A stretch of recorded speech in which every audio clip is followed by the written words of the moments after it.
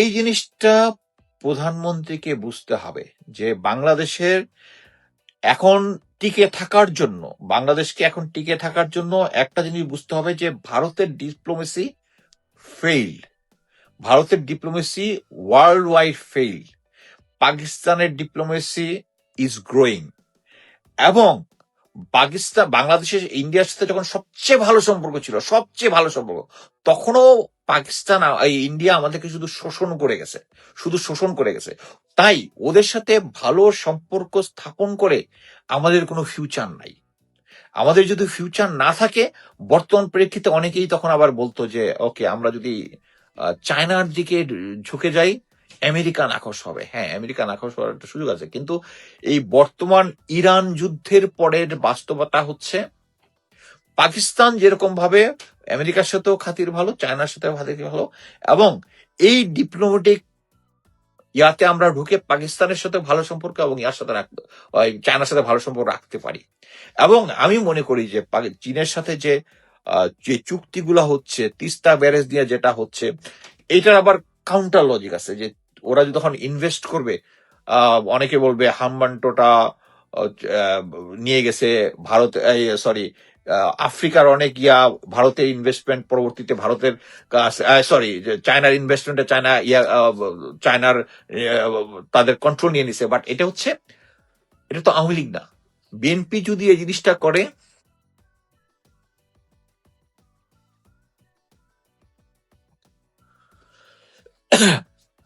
So আমি যেটা মাঝখানে একটু হলো, আমি যেটা মনে করি যে এই যে ভারতের সাথে যে আমরা যদি এখন আন্ডারস্ট্যান্ডিং এ যাই, যে কোনো সময়, এটা আমাদের কোনোভাবেই লাভ দিবে না। আমাদের সবচেয়ে ভালো সময়ও লাভ দেয় নাই, খারাপ সময় তো দিবে না। এবং আমি আজকে অ্যাকচুয়ালি আলাউল খন্দকার ভাই, একজন এবিসি নিউজ, ওনার সাথে একটা ইয়াতে ছিলাম, টক শোতে ছিলাম। টক শোতে ডক্টর শওকত ভাই একজন এসেছিলেন। উনি অনেক আগের বিএনপি করতো তখন, মানে প্রেসিডেন্ট জিয়ার আমলে। উনি একটা কথা বললেন যে আপনারা সবাই জানেন যে কাদের সিদ্দিকী শেখ মুজিব হত্যার পরে একটা গ্রুপ নিয়ে ভারতে চলে গেছে। ভারতে চলে যাওয়ার পরে ওখান থেকে বাংলাদেশকে বিভিন্ন সময় ডিস্টার্ব করতো বর্ডার এলাকাতে, এবং ভারতের এটাকে সাপোর্ট দিত। প্রেসিডেন্ট জিয়া সরাসরি ইন্দিরা গান্ধীকে কথা বলেছেন। আপনি ওই টকশোটার লিঙ্কটা আমি পরে দিয়ে দিব। ফোন করে বলেছেন যে আপনি যদি এই কাদের সিদ্দিককে ফেরত না দেন, এই লোকগুলোকে ফেরত না দেন, তাহলে আমি, মানে উনি মিন করেছেন, এই ডিপ্লোমেটিক ওয়ার্ড সরাসরি হয় না, সেটা হচ্ছে উনি বলেছেন যে তাহলে তারাও, উনিও কোনো ব্যবস্থা নিবেন। This is the right diplomacy, this is the right diplomacy. যে আমাদেরকে মুক্তিযুদ্ধের পরে যখন আমাদের সরকার গঠন হয়, শেখ মুজিবকে ভারত একটা জিনিস শিখাইছে, সেটা হচ্ছে friends to everyone, malice two নান। এটা পৃথিবীর কোনো দেশের পররাষ্ট্র নীতি হইতে পারে না। আপনাকে আগে বুঝতে হবে, শত্রু মিত্র ডিফাইন করতে হবে। এই friends to everyone, malice two naan, actually আমেরিকার সিভিল ওয়ারের সময় ইউনিয়ন যারা ছিল, কনফেডারেট এবং ইউনিয়ন সরকার যখন তাদেরকে ডিফিট করো, তখন এই নীতি হয়েছিল যে friends to everyone, malice two নান। মানে তারা বুঝতে পারছে আমরা একই দেশে ছিলাম, নিজেরা যুদ্ধ করছি, এখন দুইজনে মিলে দেশটাকে গড়বো। আমরা একটা, মানে পররাষ্ট্র নীতি হিসেবে পৃথিবীর কোন দেশ এটা নিয়েছে এমন কোনো নজির নাই। সো ইন্ডিয়া আমাদেরকে দিয়েছে, এই জিনিসটা ইম্পোজ করেছে। এবং সবচেয়ে ডেঞ্জারাস যেটা, সেটা হচ্ছে গত 50 বছরে যে সরকারই আসছে, আমি এর আগের বিএনপি সরকারকে তেমন কোনো এখানে পয়েন্ট দিব না, তারা ভারতের সাথে একটা আন্ডারস্ট্যান্ডিং এ গিয়েছে। বাট এইটা বুঝতে হবে যে প্রেসিডেন্ট জিয়া ছাড়া, যে এখানে ভারতের সাথে আন্ডারস্ট্যান্ডিং গেলে আমাদের কোনো ফায়দা নাই, কোনো ফায়দা নাই। ফায়দা কিসে হবে? এখন আমরা যে পাকিস্তান, তুরস্ক এবং চীনের সাথে যে আন্ডারস্ট্যান্ডিংটা করতেছে, এটা জিনিস বুঝতে হবে যে ভারতের আশেপাশে যে সমস্ত দেশ আছে, সবার সাথে তার ডিপ্লোমেটিকলি খারাপ অবস্থা, এবং তারা ডু ইউ এগ্রি ইন্ডিয়া, আচ্ছা একটা কোয়েশ্চেন দেখি, Bangladesh is too strategic, okay, do you agree India needs Bangladesh to be strategic partner in order to more powerful in Asia? India needs, of course, India needs.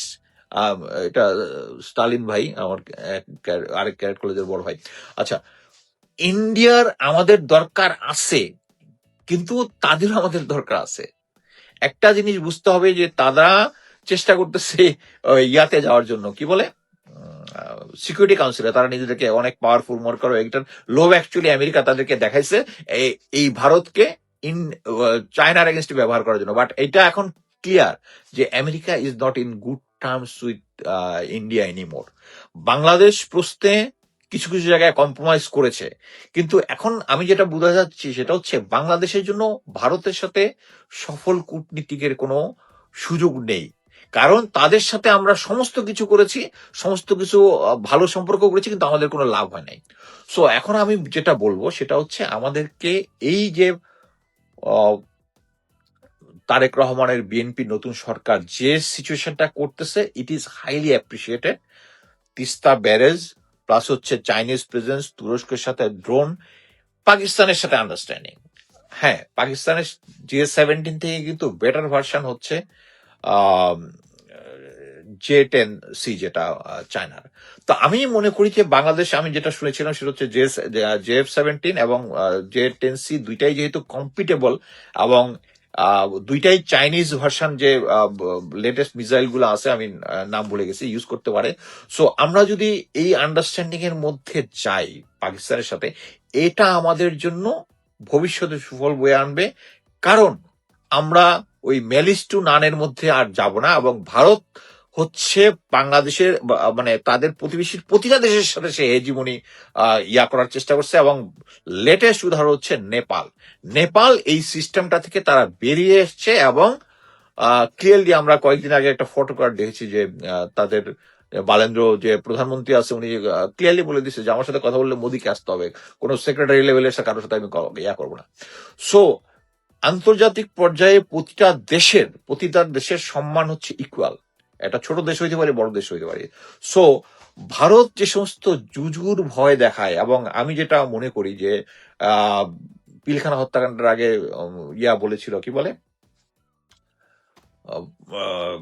General Moin Ahmed, যে ভারত তাহলে নাকি attack করবে, ইয়া করবে, এগুলো সবই হচ্ছে জুজুর ভয়। এবং এইটা করার জন্য বাংলাদেশ আর্মি, বাংলাদেশ এয়ারফোর্স, বাংলাদেশ নেভিকে তারা ক্রিপল করে রেখেছিল, যাতে আমাদের, এবং আমি জাস্ট কালকেই অ্যাকচুয়ালি আমাকে একজন আমার কতগুলো ভিডিও ক্লিপ ভাইরাল আছে এই মুহূর্তে, যে ভারত কিভাবে আমাদের সেনাবাহিনীতে রিক্রুট করে।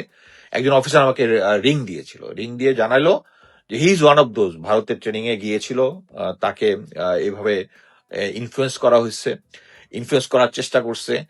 এবং সবচেয়ে অ্যামেজিং হচ্ছে তাদেরকে জিজ্ঞেস করতে বাংলাদেশের সেনাবাহিনীর দরকার কি, আমরাই তো আছি, মানে তারা আমাদেরকে সাপোর্ট দিবে।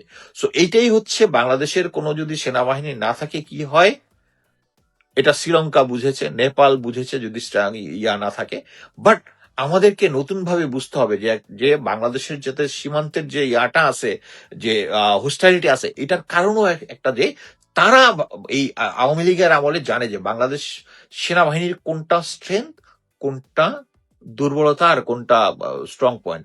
আমি যখন প্রথম প্যারা কমান্ডো সিও হিসেবে জয়েন করলাম, এরপরেই আমরা আমাদের দেখলাম যে 1 মাসের মধ্যেই ইন্ডিয়ান একটা স্পেশাল ফোর্স টিম আসবে। এটা নিয়ে আমি অনেক বিস্তারিত লেগেছি যে আমাদের প্যারা কমান্ডো ব্যাটালিয়নের ভিতর থেকে ট্রেনিং করবে। আমি তো পুরো লস্ট হয়ে গিয়েছিলাম, এটা নিয়ে আমি কথাবার্তা বলেছিলাম। পরবর্তী দেখি যে ওরাও আসতেছে, আমরাও আসতেছি, এবং পরবর্তীতে পঙ্কজ শরণ, সে বোধহয় তখন ইয়া ছিল।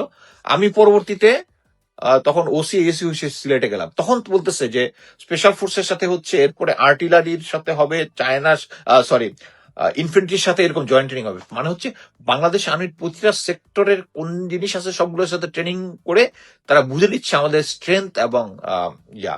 আর এদিকে আমাদের জেনারেলরা সেই উলফল্যান্ড কনসেপ্টটাই ফেলে দিছে। সো বাংলাদেশ সেনাবাহিনীকে এখন যেভাবে দুর্বল করা হয়েছে, এয়ারফোর্সকে দুর্বল করা হয়েছে, আমি আশা করি যে বর্তমানে প্রেজেন্ট গভর্নমেন্ট যে কাজগুলা করতেছে very positive, but we bad wolf আর গুড উলফ।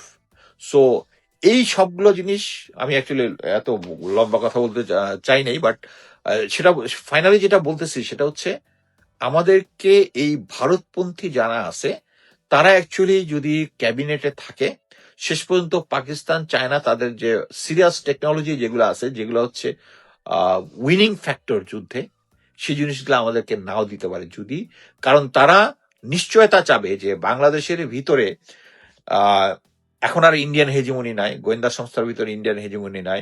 আমি এখন পর্যন্ত বিএনপি কে দেখি নাই এখন পর্যন্ত একটা আহ একটা সংস্কার টাইপ করতে, যে ভারতীয় পন্থী যারা আছে তাদেরকে ডাম করতে। আমি এখনো দেখতেছি জেনারেল ওয়াকার, যিনি কি বলে আওয়ামী লীগের আত্মীয় প্লাস পরবর্তীতে সফট আওয়ামী লীগকে আইনা ক্ষমতায় আনতে চেয়েছিল, রাজনীতিতে আনার চেষ্টা করছে, তিনি এখনো ক্ষমতায়। আমার তো মনে হয় উনার কনফিডেন্স ইজ ভেরি হাই। উনি প্রথম দিকে তত্ত্বাবধায়ক সরকার কি বলে বর্ষা বিপ্লবের ইয়াং সোলজারদেরকে ম্যানেজ করছে, পরবর্তীতে ইউনুস সরকারের সাথে রীতিমতো নেগোশিয়েট করছে, মানে কাঁধে কাঁধ থেকে তার স্ট্রেংথটা দেখাইছে। এখনো এই যে আর্মিকে গ্রাউন্ডে রাখছে, এটার কারণ কিন্তু একটাই, যে তার স্ট্রেংথ রাখা, জারি রাখা। এখনো ওই যে lieutenant general Minhaj mission, UN মিশনে চলে যাচ্ছে, তার জন্য নেক্সট লেফটেন্যান্ট জেনারেল বানানোর জন্য আওয়ামী লীগপন্থী 2জন জেনারেলের নাম নিয়ে উনি সরকারের কাছে গেছে, সরকার ডিনাই করছে, আবার ট্রাই করতেছে। আমার কথা হচ্ছে এত স্ট্রেংথ একটা পলিটিক্যাল আমি মনে করি যে প্রফেসর ইউনূসের সরকার যেভাবে জেনারেল ওয়াকারকে ভয় পাইতো, বিএনপি সরকারকে হলো ভয় পাচ্ছে। পাওয়া উচিত না, পাওয়া উচিত না। আমার মনে হয় ইমিডিয়েটলি এই যে ডিফেন্সের যে অ্যাডভান্সমেন্ট যেগুলা হচ্ছে, যেগুলা আম, আম, পাকিস্তানের সাথে, তুরস্কের সাথে, চায়নার সাথে, এগুলা ফাইনালি করার আগে আমাদের সেনাবাহিনীর ভিতরে ভারতীয় হেজিমনিটাকে সরাইতে হবে, এবং that must be start with general Waker. General Waker শুনলাম উনি হজে আসতেছে, হজে যাচ্ছে। আহ, এখনো আমি মনে করি যে কয়েকদিন আগে নাকি আমি শুনলাম যে ডিফেন্স অ্যাডভাইজার স্যার যিনি আছেন ব্রিগেডিয়ার শামস, উনার এগেনস্টে 3 বাহিনীর প্রধানরা নিয়ে গেছে যে তারা 13 লং কোর্সের কিভাবে একজন জুনিয়র অফিসারকে তাদের উপরে নিয়ে বসেছে। এটা বুঝতে হবে হচ্ছে, আমি শামস স্যারকে বাংলাদেশ পন্থী হিসেবেই চিনি। আমি মনে করি বাংলাদেশের জন্য, ডিফেন্সের জন্য যেটা বেস্ট উনি হয়তো বা ফাইট আউট করে, বাট ফাইট আউট করে শেষ পর্যন্ত ওই যে ভারতপন্থী হেজিমনির সাথে জিতবে কিনা আই এম নট শিওর, কারণ এখন পর্যন্ত তারা ভারতীয় হেজিমনি যারা আছে তারাই এখন পর্যন্ত বিভিন্ন জায়গায় তাদের মাসল প্রদর্শন করতেছে। সো আমি চাই বিএনপি এই ভারতপন্থীদেরকে ত্যাগ করুক, অ্যাটলিস্ট এই যে শিলং সালাউদ্দিনের একজন ডেপুটি দেখ, তাকে অল্টারনেটিভ প্রাইম মিনিস্টার বানানো হচ্ছে। অল্টারনেটিভ প্রাইম মিনিস্টার, যে সে অ্যাবসেন্ট থাকলে, বাংলাদেশ ইতিহাসে আমি কখনো দেখি নাই যে প্রাইম মিনিস্টার অ্যাবসেন্ট থাকলে